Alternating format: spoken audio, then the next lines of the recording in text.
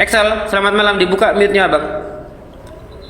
Selamat malam, saudara. Kita kan jujur-jujuran aja. Selamat malam. Ya. Ya, malam. Mau diskusi, Bang Excel Ya. mau diskusi? Bawa tema apa, Bang? Boleh kita dua arah. Baik.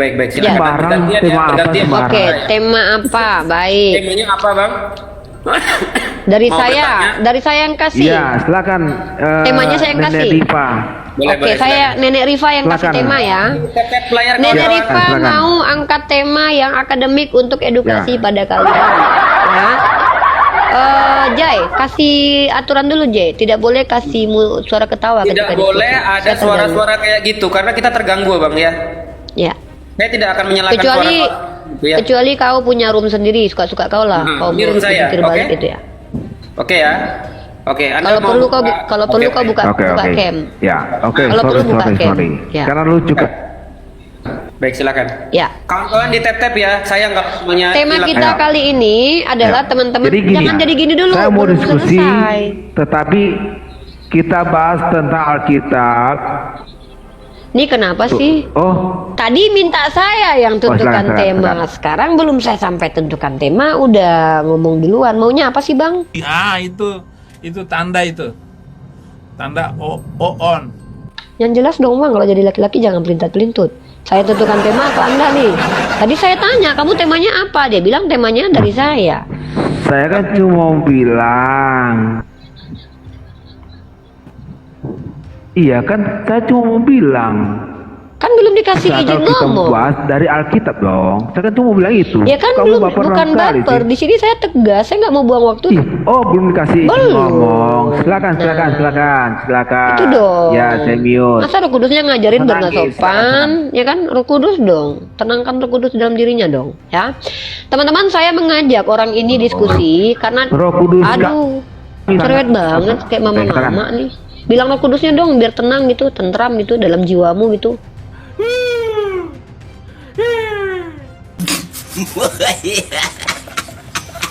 Ya, udah ya.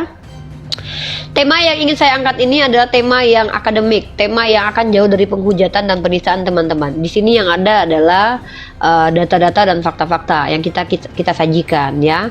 Maka tema saya adalah tentang transmisi kitab suci. Saya menantang saudara Excel Bow untuk membahas tentang transmisi kitab suci. Maka silakan Anda prolog, saya kasih waktu 5 menit ya untuk menjelaskan transmisi kitab suci Anda secara epistemologis, siapa, mengapa, di mana, bagaimana terkait tentang penulisan kitab suci Anda. Nanti 5 menit Anda, baru saya prolog 5 menit saya. Artinya 5 menit itu fokus untuk membahas kitab Anda saja. Tidak boleh menyeberang ke kitab saya, karena hak menjelaskan kitab saya itu saya pribadi. Nanti baru di sesi kedua, setelah Anda menjelaskan dan saya menjelaskan, sesi kedua adalah kita saling menanggapi penjelasan prolog di awal, yaitu selama 3 menit, 3 menit. Nah, nanti setelah kita saling menanggapi, maka di sesi ketiga Oh, jadi muncullah aku nanti nggak bisa bertanya ya Uni Pak. ini saya lagi mau ngomong, makanya Bang, kalau jadi orang tuh sabaran Bang. Kalau nggak bisa sabar tuh nggak usah diskusi Jadi Bang. berarti aku nggak boleh bertanya. Ini kan saya mau ngomong, belum selesai, makanya jadi orang tuh sabaran. Kan saya sih bilang, Roh Kudus, tenangkan dirimu dalam jiwanya gitu. Loh, kok Roh hilang? Kudusnya kok turun, belum lagi. Roh Kudusnya nggak sabaran sih. Bilang Roh Kudusnya dong. Nanti saya kasih timer, Bang, nanti ya. Iya, nah di Ada sesi ketiga kita saling bertanya jawab. Pihak Kristen bertanya ke Islam, pihak Islam bertanya ke Kristen. Itu di sesi ketiga. Di sesi keempat, di sesi kelima, 6, 7, 8 sampai mungkin 2 hari 2 malam kita di sini diskusi nggak berhenti. Puas kau bertanya sama aku. Gitu loh. Ini kau belum apa-apa, ada kabur kau udah mencret. Apa pula? Aku mau kencing dulu lah. Ada-ada aja kalian orang Kristen dibuang-buang waktu aku Tapi aja. Kak, masih Kak ini tuh bagaimana 100% itu apa 99%? Nanti Kak kita bahas Kak. Mau pipis dulu ke toilet. Oke. Jangan lama-lama kau, berak pula kau nanti. Selamat malam Kak Lembah Baygon, Baygon pula, Lembah Ayalon. Ya, selamat malam. Ya, Kristen Bang. Kristen. Oke baik, Abang mau diskusi bawa tema Bang ya. Aduh. Atau tema dari saya? Apa mau Ya, bertanya atau mau ditanya? Ya, tadi saya dengar-dengar narasinya itu yang apa? Sebelum Yang mana, mulai Bang? tadi. Yang mana Ya. itu? Coba ditanggapi yang mana? Saya bingung. Soalnya narasi saya banyak, Bang. Banyak Mulai banget dari soalnya. mulai dari saya mengatakan bahwa saya aksiomanya manis, bahwa saya adalah seorang wanita yang tidak perlu mencari laki-laki karena saya maunya dicari. Yang mana nih yang mau tanggapi? Saya bingung, Bang. Panjang Ya, narasi itu saya tadi soalnya. dibilang 100% Yang mana Tuhan, tuh? manusia. Oh, iya ya. Justru saya pengen Abang menjelaskan nih. Abang, menurut Abang gimana tuh? Yesus itu 100% manusia atau 100% Tuhan atau hanya 100% Tuhan saja? Atau 80% Tuhan? Ah, terserah lah. Gimana menurut Abang? Itu kan doktrin hypostatis union tuh. Iya, saya nggak bisa ngasih tahu berapa persen ya, tetapi Yesus itu lahir bukan karena sperma. Jadi, tapi dia dilahirkan melalui kandung. Siapa bilang? Hah? Saya yang bilang. Siapa Biar bilang? dulu. Biar dulu. Alkitab Dari mana yang dasarnya? Alkitab yang mengatakan. Sebutkan ayatnya, Bang. Iya, Ya, karena kita dia bahas ayatnya, Bang. iya, di dalam Lukas itu kan itu jelas itu bahwa Lukas berapa, Bang? Bisa catat. Lukas 1 kayaknya kalau nggak salah. Lukas 1 nomor 26 kalau nggak salah. 26. Oke. Nah, begitu kan enak ya. Jadi ada datanya, lalu berganti-gantian. Nah, itu enak kayak gitu ya. Lanjut, Bang ya. Berganti-gantian. Silakan. Udah, Bang? Ya. Udah, saya bacakan ayatnya ya. Hmm. Nah, ini baru kita masuk ke fase diskusi. Kayak gini kan enak nih. Nggak ada penghujatan, diskusi sesuai data. Nah, kita baca teman-teman ya. Menurut Abang ini Yesus itu hasil dari bukan hubungan badan ya. Dalam Lukas pasal 1 nomor 26. Ya benar ya, Bang? Dalam bulan yang ke-6 Theos menyuruh malaikat Gabriel pergi ke sebuah kota Galilea bernama Nazaret. Udah? Kepada seorang perawan yang bertunangan dengan seorang bernama Yosef dari keluarga Daud. Nama perawan itu Maria. Ketika malaikat itu masuk ke rumah Maria, ia berkata, ini ya dasarnya. Ya. Salam, Terus. hai engkau yang dikaruniai Tuhan menyertai engkau. Maria terkejut mendengar perkataan itu, lalu bertanya dalam hatinya, apakah arti salam itu? Dan seterusnya ya, panjang itu ya. Kalau saya baca semua kan panjang tuh, Bang. Saya Jadi bacakan poin aja. mana? Iya, Saya silakan Abang bacakan bacakan. Biar saya tahu poin di ayat keberapa tuh. Tunggu.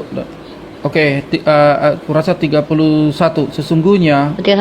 Sesungguhnya engkau akan mengandung dan akan melahirkan seorang anak laki-laki, hendaklah engkau menamai dia Yesus. Dia akan menjadi besar dan disebut anak Allah yang maha tinggi. Ya. Dan Tuhan Allah akan mengaruniakan kepadanya tahta Daud bapa leluhurnya. Nah, terus kata Maria ayat 34, nomor 34 kata Maria kepadanya, malaikat itu, bagaimana hal itu mungkin terjadi karena aku belum bersuami? Jawab malaikat itu kepadanya, Roh Kudus akan turun atasmu dan kuasa Allah yang maha tinggi akan menaungi engkau, sebab itu anak yang kau lahirkan itu akan disebut kudus, anak Allah. Oke. Maka saya membantahnya boleh ya dengan data juga ya. Boleh. Pertama saya membantah dengan indikator kritikan dulu. Perhatikan teman-teman ya.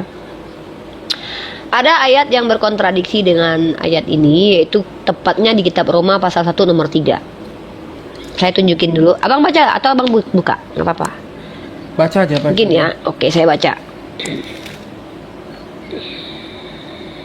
Di ayat Roma pasal 1 nomor 3, sama-sama kitab sucinya umat Kristen, teman-teman. Tertulisnya begini. Tentang anaknya yang menurut daging diperanakan atau ginomai, begotten dari keturunan Daud. Ternyata keturunan ini menggunakan kata apa, teman-teman? Kata apa? Kita balik ya. Keturunan. Nah, di sini. Ternyata kata keturunan di sini menggunakan kata sperm. Ya, sperm ini dikeluarkan bisa ya kalau seandainya Yesus bukan dari sperm, ya kita harus tahu bagaimana tanggapan abang ini terkait tentang tekstual kitabnya sendiri yang mengatakan bahwa Yesus itu adalah diperanakan dari sperm Daud atau keturunan benih. Ya, di sini bahasa aslinya spermatos. Ya, setahu saya spermatos ini salah satu cairan di dalam tubuh pria. Ya. Setahu saya. Nah, itu satu. Yang kedua, indikator bantahan lagi. Perhatikan teman-teman. Kalau dalam kitab Roma pasal ke-1 nomor 3, itu yang berbicara adalah Paulus, salah satu tokoh besar dalam agama Kristen, yang bahkan semua surat-suratnya itu bahkan menjadi sebagian besar kitab sucinya umat Kristen. Berarti dia kuat dong. Tetapi penulis kitab Lukas, itu kita nggak tahu siapa. Kalau bukan penulis kitab Lukas, kita nggak tahu siapa. Penulis kitab Lukas, kita tidak tahu dia dapat sumber dari mana mengatakan bahwa Maria itu pernah ditemui malaikat. Ya, contoh gini, saya bacakan nih dari awal nih. Dalam bulan yang ke-6 Theos menyuruh malaikat Gabriel. Nah, pertanyaannya, dari mana Lukas tahu kalau itu malaikat Gabriel? Dalam kitab Korintus itu dikatakan, bukankah malaikat terang bisa menjadi bukankah iblis juga bisa menyamar menjadi malaikat terang? Nah, berarti harus ada indikator nih. Apa alasan dikatakan malaikat? Pergi ke sebuah kota di Galilea bernama Nazaret, kepada seorang perawan. Dari mana Lukas tahu kalau dia masih perawan nih? Bahaya nih loh. Perawan gak perawan seorang itu, yang tahu itu perawan itu sendiri, perempuan itu sendiri, dan perempuan itu bisa berdusta. Mungkin dia udah ihi, dia bilang masih belum ihi. Ngeri. Kecuali tes secara medis atau diintip sendiri tuh, ya. Ketika ada orang lain mengatakan seseorang virgin, itu harus ada datanya. Itu kan, ini pertanyaan kritikan saya kepada informasi yang ada di kitab Anda. Kepada seorang perawan yang bertunangan dengan seorang bernama Joseph dari keluarga David, nama virgin itu, nama perawan itu Maria. Ketika malaikat itu masuk ke rumah Maria lah, tanya lagi saya, apa alasan dikatakan bahwa makhluk itu malaikat bukan iblis? Nah, lanjut. Lalu kata malaikat itu, salam, hai engkau yang dikurniai Tuhan menyertai engkau. Maria terkejut mendengar perkataan itu, lalu bertanya dalam hatinya, pertanyaan saya, siapa yang mendengarkan keterkejutan Maria dalam hati? Banyak pesan masuk dari Jecul kan Min, bully dede Min. Sehingga kalau persaksian Paulus tentu lebih kuat, karena Paulus kan ya mau nggak mau kan dia kan hidup bersama dengan murid-murid Yesus. Jadi kalau ada penulis kitab Lukas mengatakan Maria berkata dalam hati, gimana kita bisa validasi informasi ini benar? Emang ketika Maria bicara dalam hati ada yang dengar gitu? Lukas dengar. Ya, makanya saya bertanya, di mana yang betul ini, Bang? Informasi dalam kitab Roma pasal 1 ayat 3. Karena kalau indikator dia anak kandung Yusuf itu ada 3 ayat yang bisa saya bawa. 1 Roma pasal 1 nomor 3. Tentang anaknya yang menurut daging diperanakkan dari keturunan Daud. 1. Yang kedua, penulis kitab Lukas sendiri juga aneh nih. Dalam kitab Lukas, kalau abang lihat, pasal ketiga, ini ada yang noise nih. Abang lembah di mute dulu. Ya abang noise sekali. Ayat ke-23, ya pasal 3. Ya, ayat ke-23. Saya sebagai mahasiswi kan tentu mempertanyakan, Bang. Ketika Yesus memulai pekerjaannya, ia berumur kira-kira 30 tahun. Dan menurut anggapan orang, ia adalah anak Yosef. Loh, menurut si Lukas, orang menganggap dia anak Yosef. Mana yang lebih valid? Pernyataan orang yang melihat Yesus atau pengakuan orang yang mengaku dengar suara hati Maria, melihat malaikat? Mana yang lebih kuat? Mana yang lebih ilmiah tuh? Karena kalau cuma ngaku-ngaku ketemu malaikat, ya kita harus buktikan apa indikator kalau dia malaikat. Kalau ditanya sama saya, bagaimana kamu buktikan nabimu ketemu malaikat? Saya bisa jelaskan nanti. Pakai rasio dan juga dalil akli dan dalil nakli. Jadi saya tanya sama abang, yang benar yang mana sih? Dia anak Yosef atau bukan anak Yosef? Kalau dia bukan anak Yosef, tolonglah kasih tahu sama LAI, sama pendeta kalian. Udahlah, jangan bilang dia punya nasab lagi, punya silsilah lagi loh. Itu namanya penipuan publik loh. Orang yang tidak ada, belum, bentar sedikit lagi. Kalau ada orang bukan anak kandung seseorang, dikatakan keturunannya sampai ke anak bapak tirinya itu penipuan loh. Penipuan nasab itu namanya. Karena yang namanya nasab genealogi atau silsilah itu biasanya ke bapak kandung. Saya nggak tahu kalau Yahudi mengizinkan silsilah itu ke bapak tiri. Makanya saya tanya, kalau kalian akui bahwa dia bukan anak kandung Yosef, ya tolonglah jangan tipu kami lagi lah. Kami yang baca Bible tuh lihat dia tuh punya silsilah sampai ke Daud. Bahkan di Roma pasal 1 ayat 3 dia dikatakan diperanakkan dari sperma Daud. Kalau dia ternyata anak kandung Yosef, ya udahlah jangan ngaku-ngaku lagi lah dia dari Roh Kudus. Itu aja sih saya minta, kejujuran kita. Silakan Bang Lembah. Ya, yang pertama itu ya kita bukan berusaha untuk menipu kalian untuk apa ya, nggak ada tujuan itu. Tapi saya mau bilang gini, masalah kitab Lukas. Dikatakan ayat 1, banyak orang telah berusaha menyusun suatu berita tentang peristiwa yang telah terjadi antara kita, seperti yang disampaikan ya kepada kita oleh mereka yang dari semula adalah saksi-saksi mata. Oke? Jadi sumber data dari tunggu dulu kan kamu udah kasih bicara. Sorry, kebuka. Kitab Lukas itu kan menuliskan ini kan dari saksi-saksi mata, berarti orang yang sejaman. Jadi kalau pertanyaannya pertemuannya dengan malaikat Maria dan berbicara, itu kemungkinan menurut saya itu dia juga mewawancarai Maria. Ya, secara langsung, orang yang terlibat langsung. Kenapa itu masuk akal? Karena Maria pada saat itu masih hidup. Ya, kemudian masalah di dalam kitab di kitab Roma tadi, saya bukan ahli bahasa, jujur aja. Kalau saya iya, kalau tidak saya katakan tidak. Saya nggak paham.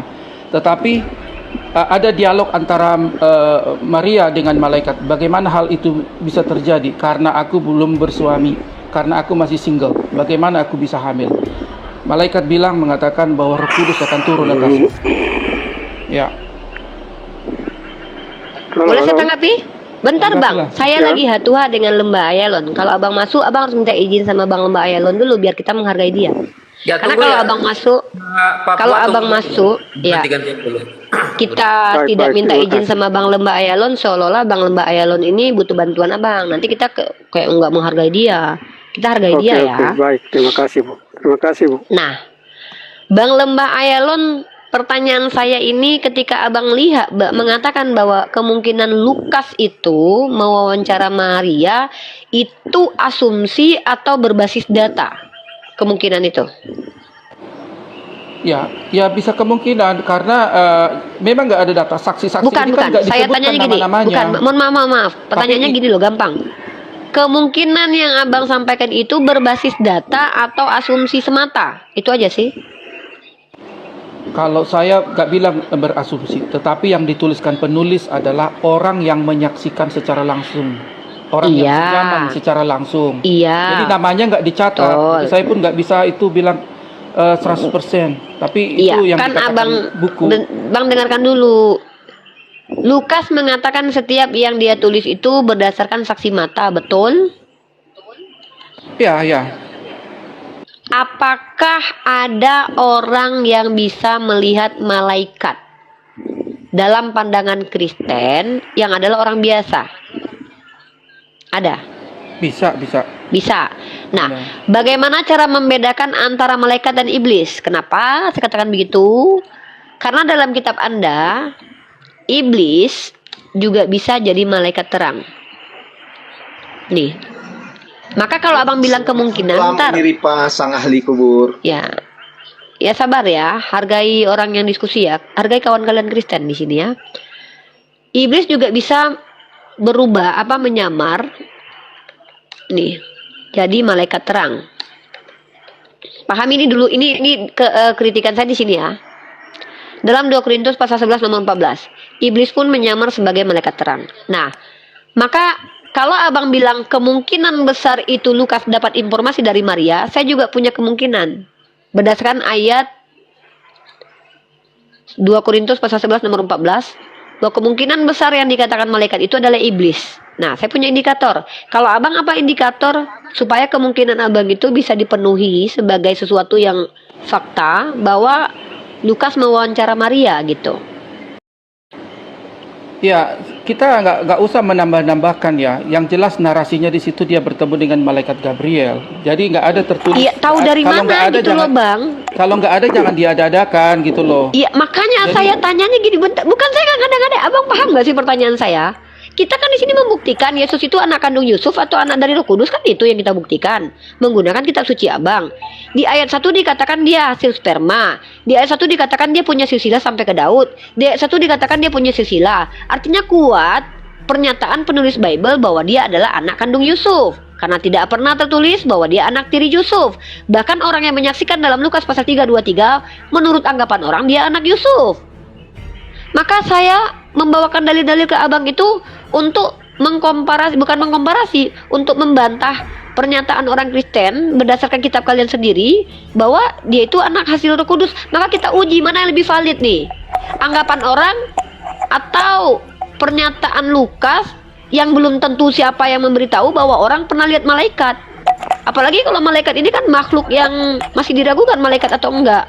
Apalagi dalam kitab abang, kalau abang baca itu iblis juga bisa nyamar jadi malaikat terang. Maka dari mana abang bisa menjelaskan ke saya sebagai orang Kristen, kepada kami umat Islam, bahwa yang bertemu dengan Maria itu betul-betul malaikat, bukan iblis? Atau Maria betul-betul pernah bertemu malaikat? Atau Lukas pernah betul mewawancarai Maria? Karena kan probabilitas dusta-dusta terjadi bisa. Kenapa? Karena memang ada kontradiksi dalam kitab abang. Di satu ayat dikatakan dia punya silsilah sampai ke Daud. Di satu ayat dikatakan anak dari Roh Kudus. Mana yang betul itu? Iya, dari sisi Pak Ir, Daud itu sabar dulu. adalah keturunan dari Maria. Maria kan dari suku Yehuda, Yusuf pun dari suku Yehuda. Lah, maksudnya gimana jadi- sih Pak? Tunggu, maksudnya Iya, gimana nih? yang melahirkan dia itu adalah Maria itu dari suku Yehuda. Makanya Di mana tertulis itu? Kalau silsilah, dua silsilah itu bukan Maria ditulis di situ. Di dua silsilah itu justru Yusuf dua-duanya. Iya, Yusuf itu suku Yehuda kan? Yang saya tahu di kitab Bapak selama saya belajar, silsilah Tuhan itu yang nenek moyangnya sampai ke Daud, itu ujungnya sampai ke bapaknya loh. Itu Yusuf, bukan ke mamanya. Saya nggak tahu nih, sebagai pembaca yang baik ya, saya membaca tekstual tertulis tanpa mau merubah-rubah isi. Yang saya lihat dalam Lukas pasal 3 nomor 23 sampai seterusnya. Yang saya lihat dari Matius 1 sampai 1, di situ tertulis perikop silsilah Yesus. Di silsilah itu nggak ada Maria, yang ada adalah Yusuf. Kalau Yesus itu bukan anak kandung Yusuf, kenapa dikatakan dia silsilahnya sampai ke Yusuf? Kan itu penipuan. Bukan penipuan. Loh, Pak tahu nggak? Bapak punya bapak tiri. Kira-kira bisa nggak silsilah bapak sampai ke bapak tiri bapak? Loh, sekarang kan itulah bahwa Mesias akan lahir dari keturunan Yehuda. Jadi dia representasi Yehuda. Yang saya tanya itu silsilah. Nih bapak baca dulu deh. Saya kadang-kadang kalau sama orang Kristen nggak baca Bible, saya bingung diskusinya. Dalam Matius 1 ayat 1 dikatakan nih, saya buka di ayatnya deh. Ya udah deh. Aduh saya ngalah deh. Masa saya terus yang ngajarin teman-teman Kristen cara buka diskusi yang baik itu pakai data. Tapi nggak apa-apa lah. Saya baik orangnya sih. Alhamdulillah ya. Nggak sombong, rajin ngaji, rajin sholat. Alhamdulillah. Untung mama saya ngajarin adek, nanti kalau ada orang Kristen yang minta bantu, bantuin aja. Mama support loh. Nah nih, bapak baca Matius 1. Di situ perikopnya tertulis gini loh. Silsilah Yesus Kristus. Kita lihat KBBI dulu nih. Ya, apa itu silsilah? Kecuali saya salah kaprah nih, atau ajarkan saya dong mana yang betul. Ya, kalau saya udah diajarkan kan saya bisa bener nih berpikirnya seperti orang Kristen. Ya. Nih, kita pakai KBBI. Silsilah asal usul suatu keluarga berupa bagan, susur galur atau keturunan. Ya dibully lah, masa enggak pula?